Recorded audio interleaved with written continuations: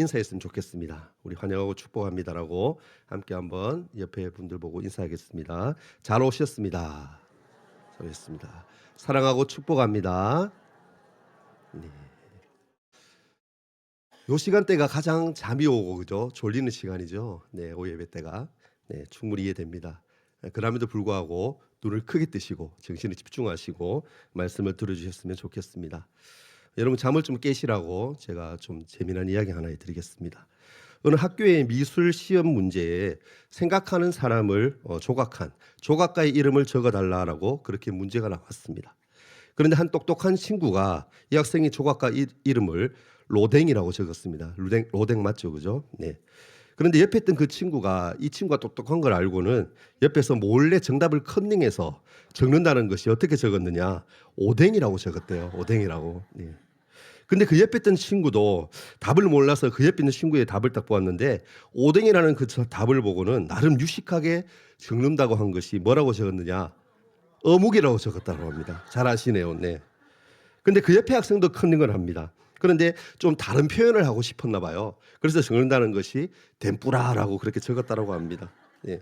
그래서 생각하는 사람의 이름이 로댕에서 오뎅으로 어묵으로 덴뿌라로 그렇게 굉장히 말도 안 되는 황당한 그렇게 답들이 나왔다라는 우스운 이야기가 있습니다.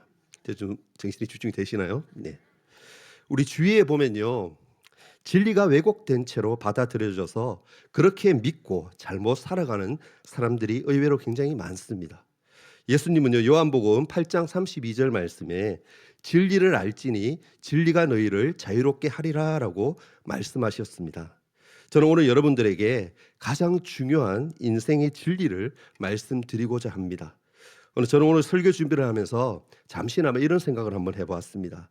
어쩌면 이 축제 예배가, 이 드려지는 예배가 저에게 마지막이 예배가 될 수도 있겠구나라는 생각을 말이죠. 여러분들도 그런 생각 해본 적 있으십니까? 이 예배가 과연 마지막 예배가 될지 않을까라는 생각 말이죠.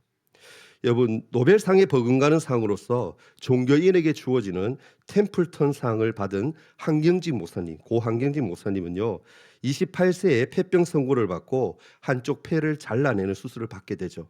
그리고는 그분이 그때부터 설교를 하기 위해 단상에 설 때마다 이 설교가 마지막 설교다라는 생각으로 그렇게 말씀을 매번 전했다라고 합니다. 그러니까 그 목사님의 설교 가운데 많은 기적과 능력과 은혜가 그렇게 임한 줄 믿습니다. 여러분, 예전에 들었던 조영희 목사님 설교 중에 이런 이야기가 있습니다. 목사님 굉장히 간증을 많이 하셨잖아요. 그 가운데 어떤 간증이 있었냐 하면은 어느 수요 예배 설교를 끝내고 기도할 때가 되었는데 모여있는 성도 한 명이 뭔가 마음에 자꾸 걸리더랍니다. 이 성도 한 명이 있는데 누군지 모르겠는데 이 성도가 이 예배가 아마 마지막 예배가 될 것 같다라는 그러한 생각이 들었다라고 합니다. 여기 목사님도 계시지만 목회자들에게는 이렇게 하나님이 주시는 가끔 이렇게 주시는 영감이나 사인들이 있거든요. 조영기 목사님 이때 대단했지 않습니까? 그러니까 그런 사인이 강하게 오셨겠죠. 그래서 조영기 목사님이 이렇게 말했다라고 합니다. 여러분, 이 시간 이 예배가 마지막이 될 사람이 이 자리에 있는 것 같습니다. 하나님 앞에 설 때에 부끄러움이 없도록 철저히 회개하고 돌아갈 수 있기를 바랍니다. 그렇게 얘기했다고 하죠. 그래서 평소보다 좀 길게 그렇게 기도 시간을 가지고 성도들을 집으로 돌려보냈다고 합니다. 그런데 예배 후에 교회 문을 나가다가 결혼한 지 이제 겨우 1년밖에 안 된 그런 새댁이 심장마비로 쓰러져서 죽었다고 하죠. 실제로 있었던 이야기죠. 그 예배는 그러니까 뭡니까? 바로 그 여인을 회개시키기 위한 하나님이 예비하신 마지막 예배였다라는 것이죠. 여러분, 이야기를 듣고 여러분은 어떠한 생각이 드십니까? 여러분, 가장 중요한 것, 결코 잃어버려서는 아니 되는 것, 미뤄서도 아니 되는 것, 결코 포기할 수 없는 것은 생명에 관한 것, 그러니까 영혼 구원에 관한 말씀인 줄 믿습니다. 여러분, 인생에서 가장 중요한 것이 영혼 구원의 문제입니다. 다른 말로 하자면 뭡니까? 죽음에 대한 문제인 것이죠. 이 죽음의 문제를 해결하지 못하고 살아간다라는 것은 헛된 인생을 사는 것과 똑같습니다. 여러분, 우리에게는 죽음의 이 문제 해결이 가장 시급합니다. 왜냐하면 히브리서 9장 27절의 말씀처럼 한 번 죽는 것은 사람에게 정해진 것이요 그 이후에는 심판이 있기 때문입니다. 모두 알다시피 사람에게는 육만 있는 것이 아니라 영혼이 있죠. 그럼 영혼이 있다라는 증거가 무엇입니까? 그것은 하나님이 인간을 하나님의 모양과 형상으로 만들었기 때문에 하나님을 따라 영적이며 인격적이며 거룩한 존재다라는 것입니다. 그 증거로 첫째로 인간에게는 동물이 가지고 있지 못한 이성을 통해서 분별하는 영적 분별력이 있다라는 것이죠. 둘째로는 뭡니까? 인간에게는 동물이 갖고 있지 않은 양심이 있다라는 겁니다. 선악의 분별력이 있어서 무엇이 옳고 그른지 안다라는 거죠. 그래서 뭡니까? 선택할 수가 있는 거죠. 셋째는 인간에게는 영혼을 사모하는 신앙심이, 종교심이 있어서 영적 제사와 종교 행위를 한다라는 것이죠. 유일하게 인간만 할 수 있지 않습니까? 그러므로 우리의 관심사는 천하보다 귀한 영혼의 가치에 있어야 한다라는 것이죠. 오늘 읽은 마가복음 8장 36절과 37절 말씀을 다시 한번 보시면요. 사람이 온 세상을 온 만물을 천하를 얻고도 자기 목숨을 잃으면 무엇이 유익하리요? 사람이 그 무엇을 주고 자기 목숨과 바꾸겠느냐라고 그렇게 말합니다. 여러분 이 말은 온 세상보다 귀한 것이 바로 무엇이란 얘기입니까? 목숨이다라는 것이죠. 무엇과도 바꿀 수 없는 것이 바로 생명인 것이죠. 그럼 온 천하는 여기서 무엇을 얘기할까요? 세상이 추구하는 돈이나 명예나 권력이나 정욕 이러한 것들을 말하죠. 사람들은 이러한 것들을 많이 가지면은 모두가 행복해질 것이다라고 생각을 합니다. 이것을 누리는 삶이 축복된 삶이다라고 착각하는 것이죠. 그래서 이것을 위해서 무한 경쟁하고 이것을 위해서 인생을 바치는 것을 많이 볼 수가 있습니다. 하지만 사실 그것은요, 마귀에게 철저하게 속고 있는 겁니다. 이것은 인간의 근본 문제를 절대로 해결할 수가 없습니다. 오히려 더한 갈증만 생길 뿐인 것이죠. 모든 것을 다 얻어도 생명을 잃게 되면은 어리석은 것이고 헛된 것입니다. 여러분 한 조사에 의하면요, 부자들도 늘 자신이 부족하다고 느끼고 돈을 지키기를 불안해하고 자신의 삶을 힘들어한다라는 것 여러분 알고 계십니까? 어찌 보면 도저히 이해가 아니 가는 그런 부분이죠. 다 가지면 행복을 그냥 따라올 것 같은데 말입니다. 인간은요 여러분 영적 존재이기 때문에 하나님의 영이 속에 있지 않으면 즉 영적 만족이 없으면 절대로 온전히 행복해질 수가 없고 생의 만족이 없다라는 겁니다. 여러분 살면서 겉은 멀쩡한 것 같아도 영혼의 만족이 없으면 항상 불안과 불평, 불만 그리고 두려움에 시달리는 존재가 바로 인간이다라는 겁니다. 우리의 마음이 주님이 없다라면 평안과 기쁨이 있을 수 없는 것이죠. 여러분 주위를 잘 한번 둘러보십시오. 여러분의 주위에도 세상 모든 조건을 다 갖추었는데도 불구하고 고독을 느끼며 불행해하는 그런 사람들이 분명히 있을 겁니다. 왜 그럴까요? 그것은 그들의 마음 속에 그리스도의 은혜가 없기 때문입니다. 그들 마음 가운데 하나님이 주시는 평안이 없기 때문입니다. 그런 자들을 주님은 오늘도 부르고 계신다라는 것이죠. 마태복음 11장 28절 유명한 말씀이죠. 뭐라고 그럽니까? 수고하고 무거운 짐진 자들아 다 내게로 오라. 내가 너희를 어떻게 해요? 쉬게 하리라 라고 말합니다. 그러므로 이 세상에서 완전히 실패하고 방황하는 삶을 살았다고 할지라도 영혼의 구원을 받았다라면 그는 무슨 인생입니까? 성공한 인생을 사는 사람이다라는 것이죠. 그런 사람이 바로 십자가상의 오른편 강도와 같은 자다라고 할 수가 있을 겁니다. 여러분 오른편에 있던 강도는요 한평생을 어떻게 살았습니까? 잘 살았습니까? 아니죠. 개판치며 살았죠. 그죠? 제멋대로 산 것이죠. 그러나 십자가상에서 마지막 그 한마디가 이 사람이 구원받는 그런 은혜가 있게 됩니다. 철든 소리를 했다라는 거죠. 주님 나를 불쌍히 여겨주십시오. 주의 나라에 임할 때에 나를 기억해 주십시오라고 말하죠. 이 한마디 외침으로 그는 구원을 받게 됩니다. 십자가에 달리신 예수님이 고개를 들어서 그를 바라보며 뭐라고 얘기하십니까? 너는 오늘 나와 함께 낙원에 있을 거야 라고 얘기하시죠. 하지만 반대로 세상의 부귀영화 목적을 다 이루었다 할지라도 영혼의 문제를 해결하지 못한 인생은 실패한 인생입니다. 어떤 사람은요 예수를 믿지 않고 죽으면서 이렇게 얘기합니다. 아마 한 번쯤은 들어봤을 겁니다. 나는 이렇게 살았는데 이제는 죽어도 여한이 없다. 여러분 참으로 어리석은 말 아닙니까? 성경은요 뭐라고 얘기하는 줄 아세요? 단호하게 얘기합니다. 헛소리하지 말라고요. 여러분 천추의 한이 맺힐 일이 기다리고 있을 것이다라고 성경은 분명히 말하고 있습니다. 그것이 무엇입니까? 바로 지옥의 시민이 되는 거죠. 여러분 인간은요 자기 지혜로 하나님을 결코 알 수 없습니다.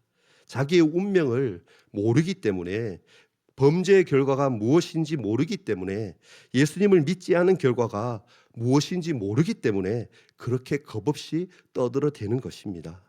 여러분 왜 인간에게 구원이 필요한 줄 아십니까?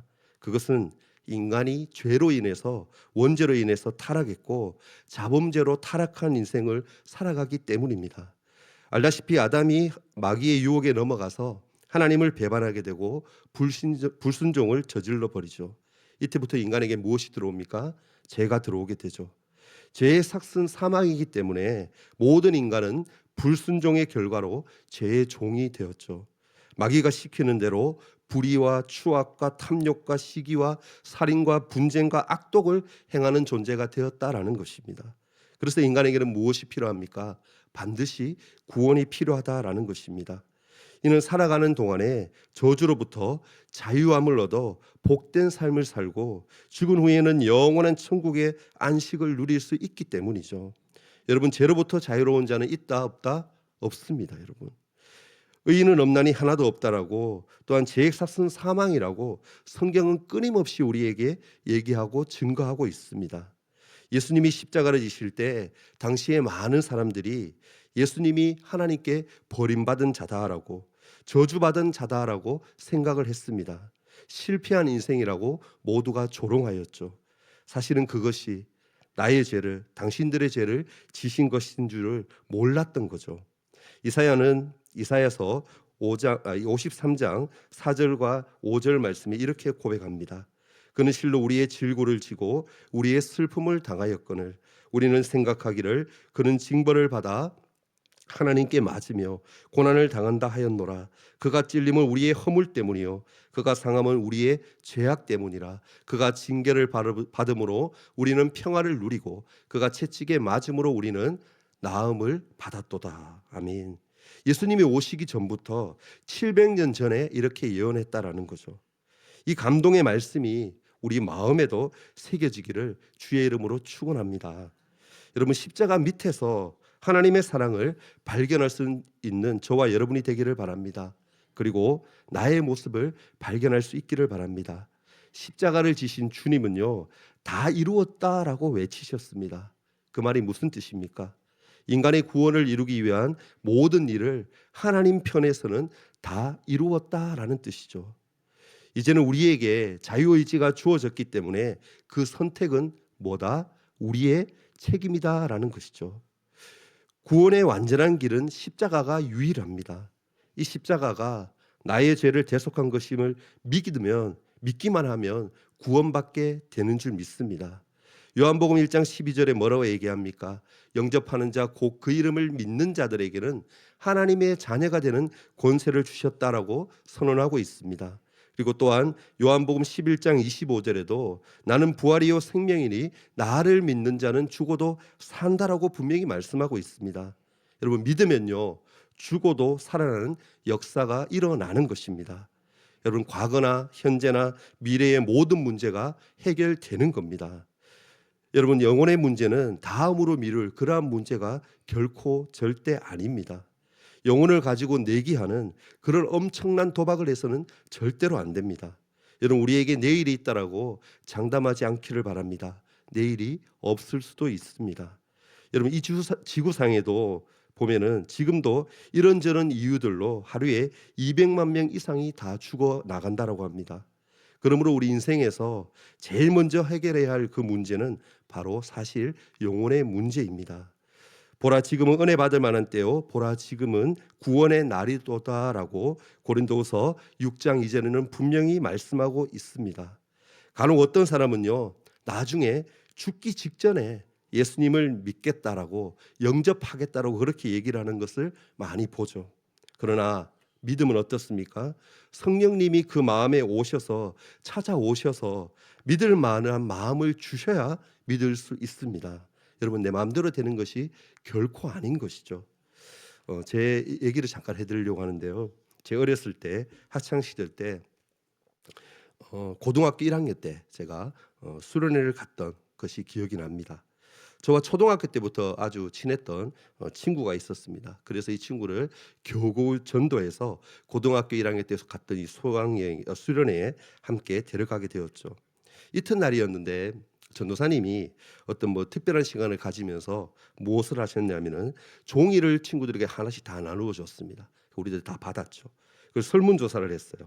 뭐냐면은 한 가지 문제만을 딱 주었는데 그 문제가 이거였습니다. 만일 이곳에 당장 불이 난다라면 가지고 갈 수 있는 물건 딱 하나를 적어라라는 게 문제였습니다. 그래서 친구들이 막 이것저것 막 적기 시작했죠. 자기는 뭘 들고 나간다, 좀 믿음 있는 척 하려고 성경책이라고 하는 친구도 있고, 하여튼 굉장히 많이 적었습니다. 적었는데 제 친구 같은 경우 이제 교회에 처음 왔잖아요. 처음 왔는데 이 친구가 고민하면서 적어낸 것이 우리 모든 마음을 울리고 저도 눈물짓게 했던 그런 내용이었습니다. 이 친구는 무엇을 무엇을 적었냐면은 불이 난다라면 나는 내 친구인 호연이를 가장 먼저 데리고 나가겠다라고 그렇게 했었거든요. 근데 여러분 지금 웃으시지만 그곳에 있었다라면 정말 감동적인 말이었습니다. 모두가 말도 안 되는 얘기들을 하고 있었는데 저를 데리고 나간다라는 거예요. 그러니까 뭡니까? 그 친구에게는 그 순간에 가장 중요한 것이 뭐였다? 저였다라는 거죠. 친구인 저였다라는 거죠. 그래서 감동을 받고 울었던 기억이 있습니다. 그런 친구였는데 이 친구가 이제 교회에도 잘 나왔으면 좋았을 텐데 그때 감동을 한번 주고는 교회를 또 잘 안 나오더라고요. 그래서 이것저것 미루다가 교회를 안 나오는 이런저런 핑계대고 하다가 친구가 이제 군대를 가게 되었거든요. 이 친구는 또 지원을 해서 20살에 바로 군대를 갔어요. 이 친구가 처음 휴가를 나오게 되니까 이제 저에게 전화가 왔었죠. 그래서 언제 휴가를 나가니까 대구 몇 시에 이제 뒤에 여기 기다리고 있어라라고 제가 했어요. 그때 오후 한 4-5시쯤 된 것 같아요. 굉장히 오래서 기억이 안 나는데 그래서 대구역에 나가서 제가 기다렸죠. 근데 한참 기다려도 친구가 오지 않는 거예요. 약속 시간이 되었는데 도착할 시간이 되었는데 그래서 그날 하루가 다 가버렸어요. 한 2-3시간 기다린 것 같아요.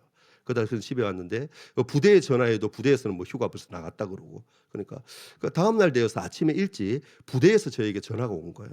전화가 왔는데 뭐라고 전화가 왔느냐면은 친구의 부고 소식을 전해준 거예요 저에게. 네.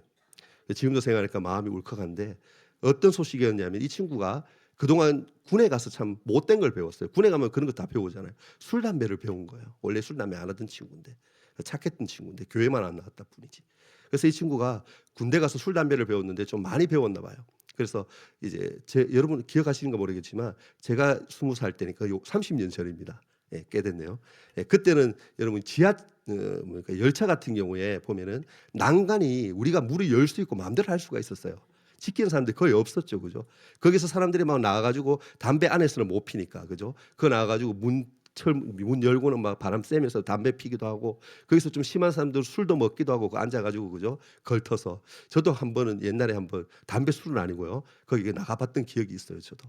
근데 이 친구가 술 담배를 배웠는데 들어보니까 뭐냐면 거기서 담배를 했대요.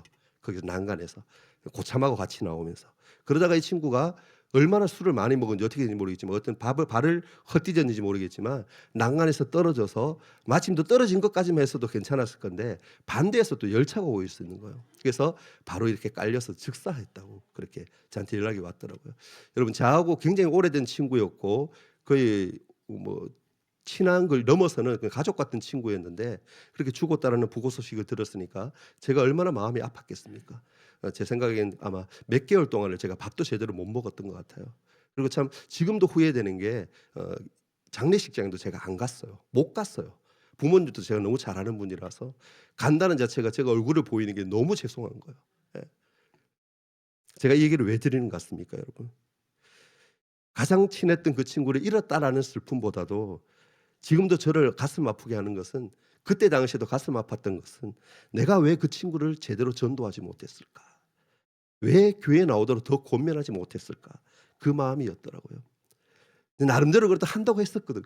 교회 나가자 그러고 매번 봄에 만나면 얘기하는데도 그 친구는 그냥 이렇게 저렇게 막 미루면서 다음에 가면 되지 꼭 지금 가야 되냐 뭐 나중에 시간 되면 갈게 바빠서 못 가. 막 그렇게 하더라고요. 그래서 지금도 마음 한편으로는 그 아픔이 아직도 남아 있어요. 여러분, 제가 이 얘기를 왜 드린 것 같습니까? 여러분 기억하셔야 됩니다. 하나님이 영생을 주시기로 작정된 사람만 믿음의 은혜를 누릴 수 있다라는 거 여러분 기억하셔야 돼요. 혹은 구원의 문제가 아직도 여러분 해결되지 않은 사람이 있습니까? 그런 분이 계시다라면 지금 여러분 은혜 받으시기 바랍니다. 은혜 받을 만한 때를 놓쳐서도 사실은 안 되는 겁니다. 이 시간 여러분의 마음의 문을 두드리시는 예수님의 피 묻은 그 손길을 외면하지 않는 여러분 되었으면 좋겠습니다. 저처럼 후회하지 마시고요. 주위에 있는 분들 중에 정말 영혼의 구원의 문제가 해결되지 않은 사람 있다라면 꼭 반드시 계속 권면하셔야 돼요. 이제 5월 달 되면 또 이제 우리 올해도 또 우리가 전도 축제 하지 않습니까? 그때 꼭 그 친구, 그 사람을 그 주위에 있는 가족들을 꼭 데리고 오기 위해서 발버둥 치셔야 돼요. 저도 그 순간이 지금도 생각하면 너무 가슴이 아파요. 그렇게 하지 못했다는 것이. 여러분 말씀을 맺겠습니다. 바라기는요. 구원의 은혜에 여러분 늘 감격하며 살아갈 수 있는 그런 여러분이 되었으면 좋겠습니다. 진실로 예수님을 나의 주님이라고 고백할 수 있는 그런 여러분들이 되었으면 좋겠습니다. 여러분 그분만을 예수 그리스도만을 증거하는 삶을 살아가시면서 또 구원의 문제가 해결되지 않은 분들은 꼭 구원의 문제가 해결되는 은혜가 있기를 주님의 이름으로 간절히 바라며 축원합니다. 아멘. 기도하겠습니다.